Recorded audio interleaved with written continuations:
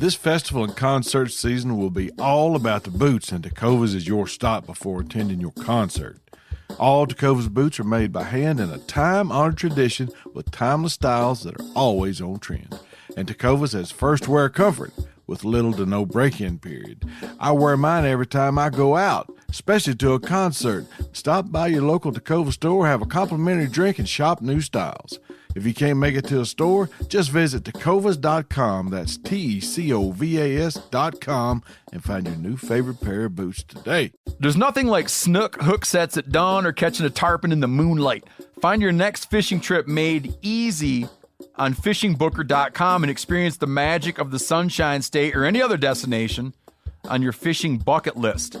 Book a blue water adventure in search of sailfish or go snapper fishing with the kids. With over 6,000 captains and trips to choose from, planning your next one just got a whole lot easier. Download the Fishing Booker app on the Google Play or App Store or visit them online at fishingbooker.com to book your trip today. Outdoor adventures won't wait for engine problems. Things like hard starts, rough performance, and lost fuel economy are often caused by fuel gum and varnish buildup.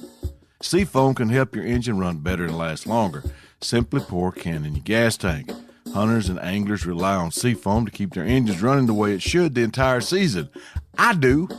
Now pick up a can of Seafoam today at your local auto parts store or visit seafoamworks.com to learn more.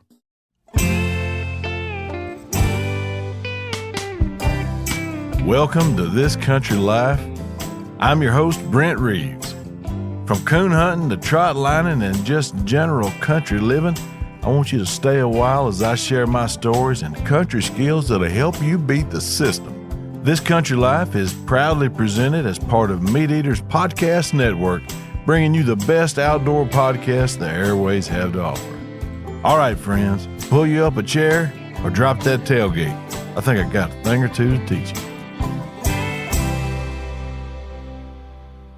Know your trees. Tree identification is more important than maybe some folks think, and being able to tell the difference between a red oak and a white oak could be the difference in going hungry or coming home with a sack full of supper. Trees on the landscape tell a story. It's never too late to learn the differences, and it's never been easier to do it right now. Why is it easy right now? Because right now is when we're talking about it, and the amount of information available has never been greater. I'm challenging you to know the woods you're rambling around in. The more you know, the better it's going to help you in every pursuit that you have that takes place in the woods. Know Your Trees is up next, but first, I'm going to tell you a story.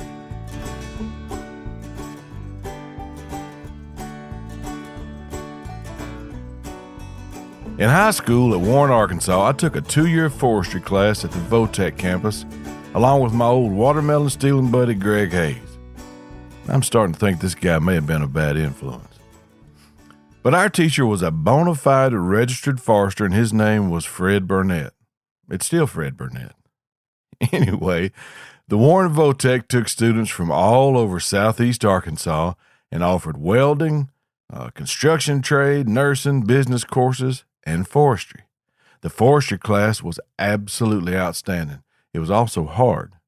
We had to learn to identify 75 different species of trees that grew in Arkansas, along with their scientific names, and be able to identify them by their leaves and the characteristics of their bark, limbs, and twigs. I loved it and everything about it.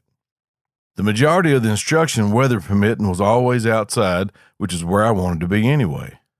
There were around, 15 of us, I guess, in the class from 4 different area high schools. And like little turkey poults following a mother hen, we trailed Mr. Burnett all over the school campus, learning about all the aspects of trees and where they grew. I remember exactly where we were standing a week into school when he looked at me and told me to identify a tree and give him the scientific name. We had just started studying this stuff, and we were at the south entrance to the school campus that doesn't even exist anymore. Beside the driveway where the Votech bus was parked was a tree, and everyone in the class was waiting for me to screw it up when I said, American sweet gum. Liquid ambar styraciflua. Correct, said Mr. Burnett. And that was 41 years ago, and I remember it like it was this morning. Lucky for me, it was also the first one that I'd learned. I could tell you about 10 different trees before I started that class, but the scientific names, that was the gravy of the tree ID game. We were also blessed to have a school forest, about 15 acres of mixed pine and hardwood, and that was our real classroom. That's where we made money to finance school projects and trips. Those woods are gone now and have been for quite a long time, but back then, selling firewood was our mission. I can't imagine this kind of curriculum in schools now. Maybe I'm wrong, but we had chainsaws and we used them. A lot of us had used them at home before we ever got to high school, and those that hadn't, Mr. Burnett taught them how to do it. We'd take turns notching and cutting trees, trimming the limbs, cutting the log into firewood lengths, and then take a bolting axe or a splitting maul, whatever you want to call it, and split the wood for stacking. At school, chainsaws, bolting axes, sledgehammers, steel wedges, single and double bit axes were all at our disposal. It looked like a children's prison gang out there, and Mr. Burnett was the warden. Now, having kids from different schools, especially those from rival schools, always put an extra dynamic of competition amongst the students. Terry was a guy from just such a school. He was a good guy, a good athlete, but always competitive. Everything was a competition to him. Terry told me that while I was pretty good with a chainsaw, that there wasn't a cut-off section of wood that he couldn't split with a double-bit axe. He then proceeded to demonstrate it by easily splitting a cut red oak into pieces ready for the fireplace. Terry was a show-off, but Brent was diabolical. And when he said, "There ain't a cut-off piece of wood out here that I can't split," being at my limit of having to listen to him say how good he was at everything, I accepted his challenge and rolled him up a 2-foot in diameter, beautifully round cut of sweet gum. Now, anyone that knows anything about splitting wood and burning wood knows that oak cut-offs split good when they're green and great when they've been put up to dry. Sweet gum, on the other hand, do not. The twisted woven grain of the sweet gum is terrible for splitting, and it's basically useless as firewood. Whoever cut it down that day must have just been practicing, because I can assure you, Mr. Burnett wasn't about to have us split it up and stack it for sale. But that wasn't Terry's challenge. He said there wasn't a cutoff out there that he couldn't split with a double-bit axe. Well, remember Greg Hayes, my partner in watermelon crime, my lifelong to this very day friend that's more like a brother, that guy? Well, I blame him for what happened next, because he should have stopped me. He knew just as well as I did that he wasn't going to be able to split that, especially with an axe. You could have loaded that thing up in a cannon and shot it through a fire truck and not knocked the bark off of it. Sweet gum doesn't split well, but Terry, he was a competitor. He knew the challenge that lay before him, and he walked around that end table-sized cutoff, sizing it up and looking for a weak spot. He was toting that double-bit axe like Thor totes his hammer as he tried to stare it down. He stopped and looked up at each of us like he knew something we didn't, and he grinned.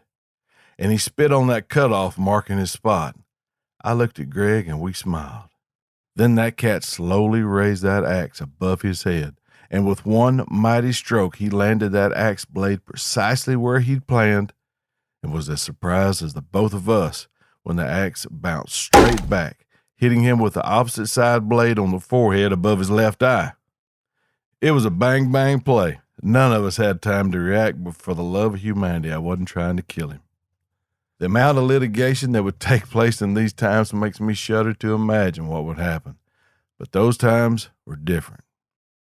He had a 2-inch cut on his head that bled pretty good for a few minutes.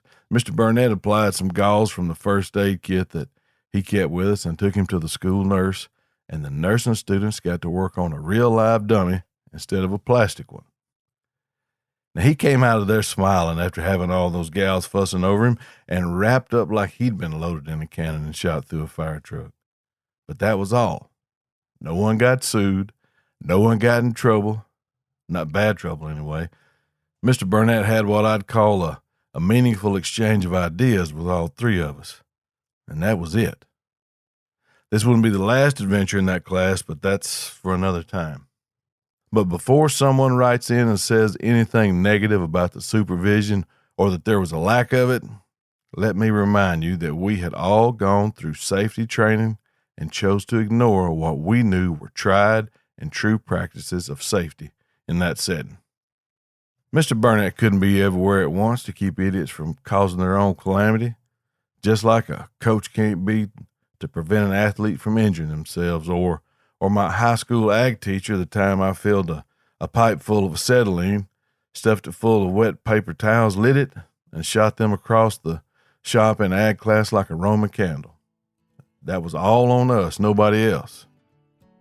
Mr. Burnett will go on to become the forester at a Central Arkansas military base and eventually retire as the fire management officer for the Arkansas Forestry Commission. You don't rise to those positions being inattentive or careless. He's a grandpa now and a good man and a great influence on me. And that's just how that happened.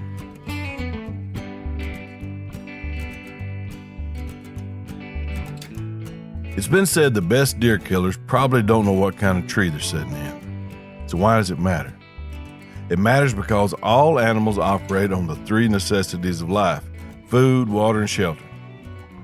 Food and shelter can be provided by trees, and water, well, that can be located by the types of trees that you observe. Trees are also a static identifier for a whole bunch of stuff. They'll tell you the potential wildlife that lives there. They can tell you the area you're entering or leaving as different species grow in different terrain types. They can tell you the general health of the ecosystem you're operating in and possibly be a barometer for your potential success in that space, or at least the opportunity for success. Healthy trees usually dictate healthy wildlife, but not for all wildlife. Sometimes the absence of trees is even more beneficial, or at least in that same area. And stay with me. There's no one that likes an open hardwood bottom more than me. Seeing that grand overstory of giant oak trees is both peaceful and nostalgic. It's our nature to love things and to have order, and the neat defined contrast between an open hardwood flat and a briar-laden thicket is a prime example of how predators and prey coexist in the same space. One time my dad and I were squirrel hunting in the Saline River bottoms where I grew up. Old Peanut was treed, and we were going to him by cutting across a thicket from one spot of timber to the next. I was sitting behind him on our big buckskin horse with the toes of my boots dug in behind the bend of his knees. My hands were run deep in his pockets of his old army green hunting coat, and I was squeezing him as hard as I could to hang on, with my face buried in the middle of his back as we rode through a patch of briars so thick a rabbit would have had to tote a hatchet with him to get around in. We busted out on the other side, and I could relax and look around. I remember telling him how much I hated those thickets, and that I wished all of it could look like the open timber we were riding in now. And I never will forget how he described it looking when he was a kid. He said, "Son, when I was your age, I could run barefooted from Mount Elby to the Cow Ford." Now, y'all just going to have to trust me on that one. That's a long way from down the river through the woods from those two places. But he said I wouldn't have to worry about stepping on briars, getting hung up in blackberry thickets, or even slowing down to look at deer tracks. When I asked why he wouldn't slow down to look at deer tracks, he said, because there wasn't any deer in here to make them. Now, don't get me wrong. There were deer in Arkansas way before my dad was a little boy. Hernando de Soto was traipsing around here for about a year starting in 1541, and he was trading goods and visiting with the Caddo Indians who were wearing buckskins that came from here, and the meat that they ate was a large part of their diet. And I can dig it. Less than an hour ago, Alexis had me lay out a package of burger to thaw out for supper tonight. Those folks knew what was good, and we do too. His point to why the open woods looked so good to me was because we were out there to catch stuff and eat it. Now here's another side note. He was making a point about predators, but don't anyone think for a minute that he was about to eat one of the squirrels we'd kill that day or any other day. He wouldn't have ate one if he'd have been starving slapped to death. He'd help me skin them and even cook them for me, but eat them, not Buddy Reeves, and not for any amount of money. He gave them away to neighbors, traded them to a man down the road for snake bite medicine, and anyone that wanted them. But he wouldn't eat one. And why he wouldn't eat one, that's a whole other story. Anyway, he told me the better that we could see, the better chance we had of slipping around and getting close enough to something to catch it. It worked the same way with animals. And while that didn't endear me to thickets, it did make me realize that, they were important. It's one of the necessities of life we talked about. Shelter. Those thickets are where deer lay up to have their fawns hidden from any and everything that was running around trying to make a Bambi sandwich out of them. They also hold the browse and a million other goodies and reasons why they're beneficial to a multitude of animals found in and around them. Maybe we'll talk about thickets one day, but this day ain't it. We're talking about trees and the importance of knowing the difference.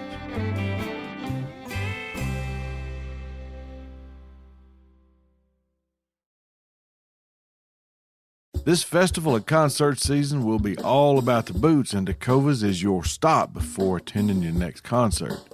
Tecovas has seasonal and limited edition offerings this spring, including men's and women's boots, apparel, hats, bags, and more. All Tecovas boots are made by hand in a time-honored tradition with timeless styles that are always on trend. And Tecovas has first-wear comfort with little to no break-in period. It's hard to find this level of comfort paired with this level of style. Plus, their direct-to-consumer pricing keeps value on your feet and money in your pocket. I never go to a concert without mine, and it was all they could do to keep me off the stage. Stop by your local Tecova store, have a complimentary drink, and shop new styles. The smell of fresh leather and friendly staff are at your service. Many stores have leather custom branding to make your boots truly personalized. And with regular live music and events, there's no in-store experience like it. If you can't make it to a store, just visit tecovas.com. That's TECOVAS.com and find your new favorite pair of boots today. We've all seen plenty of gadgets and fads come and go, but there's one product that stood the test of time: Seafoam motor treatment. Now, lots of hunters and anglers know that Seafoam helps engines run better and last longer. It's really simple. When you pour it in your gas tank, Seafoam cleans harmful fuel deposits that cause engine problems. I'm talking stuff like hard starts, rough engine performance, or lost fuel economy. Seafoam is an easy way to prevent or overcome these problems. Just pour a can in your gas tank and let it clean your fuel system. You probably know someone who's used a can of Seafoam to get their truck or boat going. You do know someone. Me. I've been using it for years. Really. People everywhere rely on Seafoam to keep their trucks, boats, and small engines running the way they should the entire season. Help your engine run better and last longer. Pick up a can of Seafoam today at your local auto parts store or visit seafoamworks.com to learn more. You ever get that feeling you're stuck inside staring at screens and a primal urge kicks in? You crave wide open spaces, fresh air, the chance to connect with the land? Well, maybe it's time to find your own piece of the wild, but searching for property can be a maze. That's where land.com comes in. They got millions of listings across the country, from mountain ranches to hidden fishing holes. Their search tools are like a seasoned guide helping you narrow down what you want. Land.com isn't just about buying and selling. It's about finding a place to hunt, fish, explore, or simply sit by a campfire and listen to the crickets. So head over to land.com today to turn one day into today, because trust me, there's nothing quite like the feeling of standing on your own piece of earth. You don't have to know the scientific names of trees, but it's important as hunters and observers of wildlife that we understand as best we can the environment that we find ourselves operating in. Being able to tell the difference in mass-producing trees, evergreens, and deciduous trees, that's the ones that lose their leaves in the fall, is one of the best arrows in your quiver. And not all deciduous trees lose their leaves at the same rate or begin at the same time. If you're summer scouting and you're looking to hang a stand in that perfect spot where trails come together and you want to be there for an October bow hunt in Arkansas, and you choose a tree with limbs that come out at a 90-degree angle with great leaf cover, you'll be shining like a diamond in a goat's butt by the time that October gets here, because the tree you select is more than likely a black gum. Now that's Nyssa sylvatica. It's one of the first trees in the woods to lose its leaves, and usually by October, it's as barren as a 10-year-old doe. However, the fruit of a black gum can be made into jelly for us to eat, and animals from turkeys to songbirds to coons, bears, and squirrels, and a bunch of others love them. Deer, not so much. They'll feed on the seedlings and the leaves up to a point. Then as the sapling matures, the leaves lose their attraction and the deer move on to something else, and other animals I mentioned take advantage of what the deer crossed off their menu. Also, the black gum tree is very susceptible to heart rot, which can cause them to become hollow over time. But with their wood being so strong, they can still live for a long, long time. This creates shelter and dens for mammals, birds, tree-dwelling critters, bats, and spaces for honeybee hives. All of that in one tree. That's just one of more than 100 different species of trees that are native to Arkansas. In Louisiana and Kansas, you're looking at about the same number. Well, you say to yourself, I hunt out west, and there ain't many trees out there anyway, and it dang sure ain't enough to make a difference to any kind of plans that I'm going to make when I hunt out there. Well, guess what? It should make a difference, because New Mexico and Arizona, they sport over 130 different species. In Utah, that's close to 250. Obviously, all of them ain't providing food for game, but you have to remember that shelter is just as important, and it's one of those 3 basic requirements for life. So keep that in mind. Speaking of shelter, my friend Myra Means, who is the large carnivore program coordinator for the Arkansas Game and Fish, he told me once when they were doing some bear den studies. Now, bear den studies when they locate a breeding age sows that have been radio collared, and they hit them with the old razzle-dazzle knockout shot and get all the biological data they can muster from her and any cubs she may have. Betty and I went on one this past March, and man, what an experience it was. Anyway, Myron and his merry band of biologists, veterinarians, and technicians tracked a collared sow down in South Arkansas, where it's common for mama bears to use tree cavities to den in, since the areas are prone to flood. I guess this old gal was prepping for the big one, because Myron said she was located over 80 feet high in a huge bald cypress tree. That's Taxodium distichum for you folks keeping score, and just some more gibberish for those that ain't. But bears are funny creatures, and I dig them. Now, I can't speak much about the trees out west, but I can talk about those I find here. And Quercus alba, the white oak, man, it's a blessing and a curse all rolled up in one. Now, how can something that produces nature's best acorn preferred by animals and humans alike be a curse? Wait a minute, did I say humans? I sure did. I mentioned the Caddo Indians earlier. Well, that's just one tribe of Native Americans that were trading deer skins and other such plunder to DeSoto and his crew while toting a lunch bucket full of acorn-based groceries to the meet and greet. My friend Rick Spicer is a flint-napping, acorn-eating, bushcraft teaching guru. If there was such a thing as a human Swiss Army knife, mine would have a Rick Spicer blade in it. Y'all check out Rick's Instagram page at Packrat Bushcraft and give it a follow. I'll share a link to it on mine and post up his step-by-step method and the recipe he uses to make cinnamon acorn bread. Cinnamon acorn bread. Y'all know I'm going to try it this winter, so you might as well join me. All right. The curse of the white oak acorn is mainly to bear hunters hunting over bait. I don't have the energy to fuss with folks about baiting or not baiting. That ain't what we're talking about. Save it for another day and somebody else. What I'm talking about is how white oak acorns can absolutely ruin a baited bear hunt. Simply put, when they start falling, a black bear will crawl over a mountain of donuts to eat one acorn. Your bait will die deader than disco literally overnight. Knowing the trees in your bear hunting area is crucial if the acorns start falling early. You may have to swap it up and change up your tactics from stand hunting to more of a spot and stalk. By knowing tree ID, knowing your trees, you can look for a stand of white oaks, check for bear sign, focus your efforts where you're likely to cross paths with a bear or the bears that have abandoned your bait.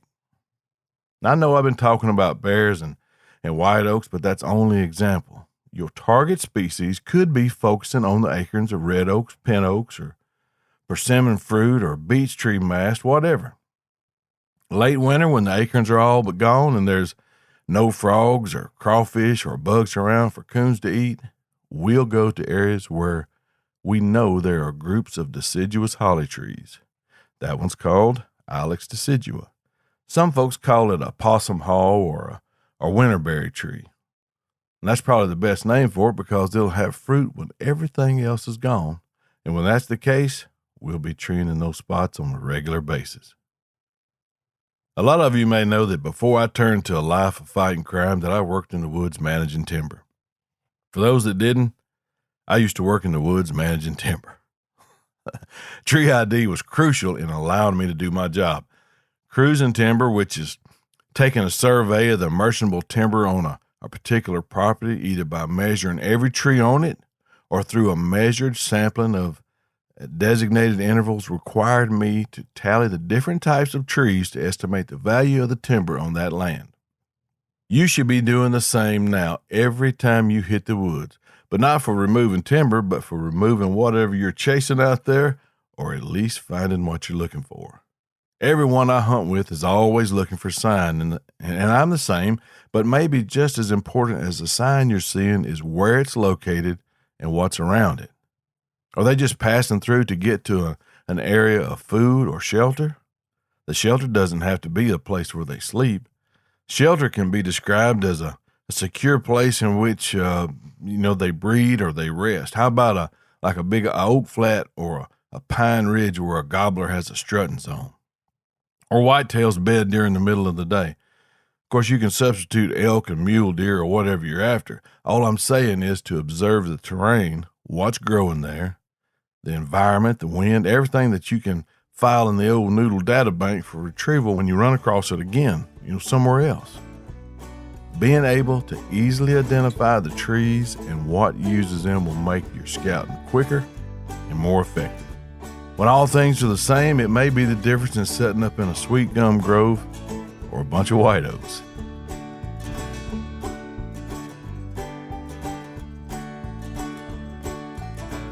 Now I'll close out with this story here that demonstrates the necessity of tree ID. Back in my timber management days, me and Mr. Leon were marking timber to be cut and were a half a mile from the truck when I found a 40-pound pine knot covered in dried gray mud. For those unfamiliar with a pine knot, it's the rich heart or sap wood of a pine tree. Some folks call it lighter pine. It's used for kindling and starting fires, and where I grew up, it was gold. Everyone that had a fireplace picked it up all year long, regardless of where they were. See a pine knot, pick up a pine knot, and tote it home. It was common practice and basically the law of the land. A man with a fireplace or any reason to build a fire was judged by the amount of pine knots that he had piled up at home.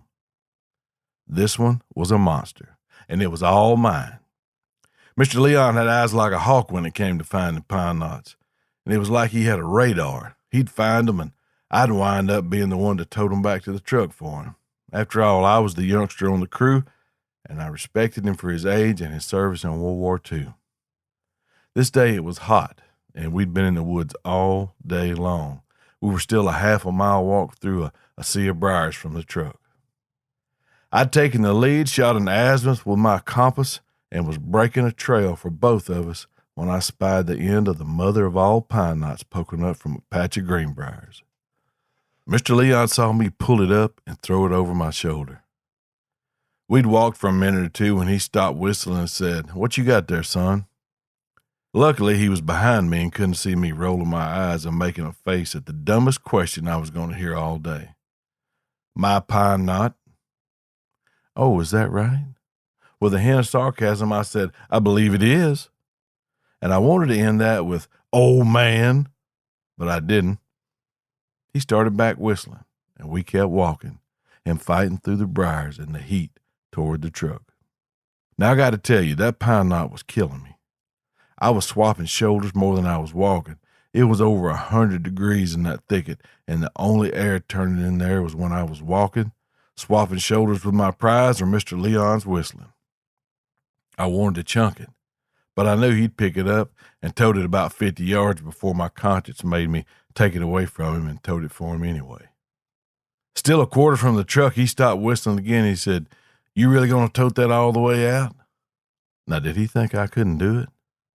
I tell you what, as bad as I wanted to fling that pine knot past his ear and almost miss him, I was bound and determined to have it at the truck when I got there. The last 100 yards was the worst, I'm telling you. Rain would have had a problem hitting the ground in there, it was so thick. But we broke out of it right beside the truck, and I immediately dropped that pine knot. He stopped whistling and said, "You run a good line back to the truck, son." Now, why'd he have to say that? Mr. Leon wasn't very complimentary to anyone about anything. His usual response to a question or observation was usually negative. But I always tried to look past that because of all that he'd been through in the war. He was a genuine hero to me, and all of a sudden I felt real bad about the way I'd been thinking and acting as we walked out, even though he couldn't see it. He poured and handed me the first drink from our water keg. I looked at him and said, "Mr. Leon, do you want this pine knot?" He took a big, long drink of water, and he filled his cup again and he drank it down. He turned away from me and chunked it back over his shoulder, hitting me dead in the chest with that wadded-up paper cup, and said, "That ain't no pine knot. That's a big red oak limb. Turn it over and look at the bark that was on the end you had pointing toward me." He was whistling again when he sat down in the cab of the truck. It pays to know your trees. Thank you all so much for listening. I truly appreciate you allowing me a little time to run around in your head every week. I promise to do my dead level best not to step on anything important. This is Brent Reeves signing off. Y'all be careful.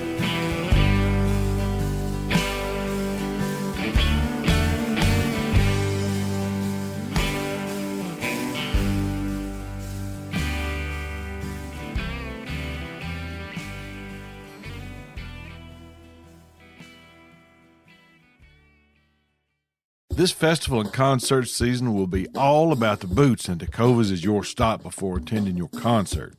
All Tecovas boots are made by hand in a time-honored tradition with timeless styles that are always on trend. And Tecovas has first wear comfort with little to no break-in period. I wear mine every time I go out, especially to a concert. Stop by your local Tecova store, have a complimentary drink, and shop new styles. If you can't make it to a store, just visit tecovas.com, that's TECOVAS.com, and find your new favorite pair of boots today. Outdoor adventures won't wait for engine problems. Things like hard starts, rough performance, and lost fuel economy are often caused by fuel gum and varnish buildup. Seafoam can help your engine run better and last longer. Simply pour a can in your gas tank. Hunters and anglers rely on Seafoam to keep their engines running the way it should the entire season. I do. Now pick up a can of Seafoam today at your local auto parts store or visit seafoamworks.com to learn more.